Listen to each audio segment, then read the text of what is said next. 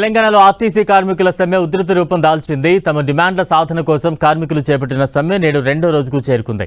ఆర్టీసీని ప్రభుత్వంలో విలీనం చేయాలని, తమను ప్రభుత్వ ఉద్యోగులుగా గుర్తించాలని ప్రధాన డిమాండ్తో కార్మికులు ఆందోళన బాటపట్టారు. ఇవాళ రాష్ట్ర వ్యాప్తంగా ఉన్న అన్ని బస్సు డిపోల ఎదుట మహాధర్నాకు యూనియన్లు పిలుపునిచ్చాయి. దీంతో పలు ఆర్టీసీ డిపోల దగ్గర ఉద్రిక్త పరిస్థితులు కనిపిస్తున్నాయి. డిపోల నుంచి వస్తున్న బస్సులను ఆర్టీసీ కార్మికులు అడ్డుకుంటున్నారు.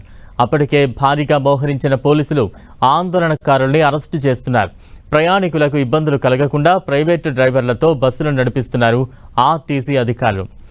హైదరాబాద్లోని రాణిగంజ్ డిపో దగ్గర జరిగిన ఆర్టీసీ నిరసన కార్యక్రమంలో మాజీ మంత్రి తలసాని శ్రీనివాస్ యాదవ్ పాల్గొని కార్మికులకు మద్దతు తెలిపారు. అటు ఉమ్మడి వరంగల్ జిల్లాలో సమ్మె ప్రభావం స్పష్టంగా కనిపిస్తోంది. ఇక్కడి 9 డిపోలకు చెందిన సుమారు 1000కి పైగా బస్సులు డిపోలకే పరిమితమయ్యాయి. వికారాబాద్ జిల్లా పరిగిలో ఉదయాన్నే కార్మికులు డిపో ముందు బైఠాయించి నిరసన తెలిపారు.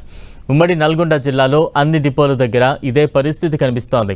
బస్సులను డిపోల నుంచి రాకుండా ఆర్టీసీ కార్మికులు అడ్డుకుంటున్నారు. కొన్ని చోట్ల పోలీసులు దగ్గరుండి బస్సులను రన్ చేస్తున్నారు. దీంతో పోలీసులు ఆర్టీసీ కార్మికుల మధ్య వాగ్వాదం జరుగుతోంది. మరోవైపు ప్రయాణికులకు ఇబ్బంది కలగకుండా పోలీసులు భారీ బందోబస్తు మధ్య బస్సులను నడిపేందుకు ప్రయత్నిస్తున్నారు. మహబూబాబాద్, తొర్రూరు, వరంగల్ ప్రాంతాల్లో బస్సులను అడ్డుకున్న కార్మికులను పోలీసులు అదుపులోకి తీసుకున్నారు. కాంట్రాక్ట్ డ్రైవర్లు, పోలీస్ కానిస్టేబుళ్ల సాయంతో అద్దె బస్సులను నడిపిస్తున్నారు. సమ్మెపై టీజీఎస్ ఆర్టీసీ యాజమాన్యం ఘాటుగా స్పందించింది. సమ్మె వద్దు, మాయ మాటలు నమ్మొద్దు అంటూ సిబ్బందికి విజ్ఞప్తి చేసింది.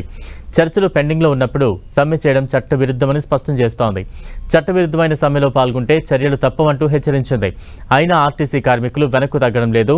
కాంగ్రెస్ ప్రభుత్వం ఇచ్చిన హామీలను నెరవేర్చాలని డిమాండ్ చేస్తున్నారు. అటు కార్మికులు, ఇటు ప్రభుత్వం మధ్య ప్రతిష్టంభన కొనసాగుతుండటంతో సామాన్య ప్రయాణికులు తీవ్ర ఇబ్బందులు పడుతున్నారు.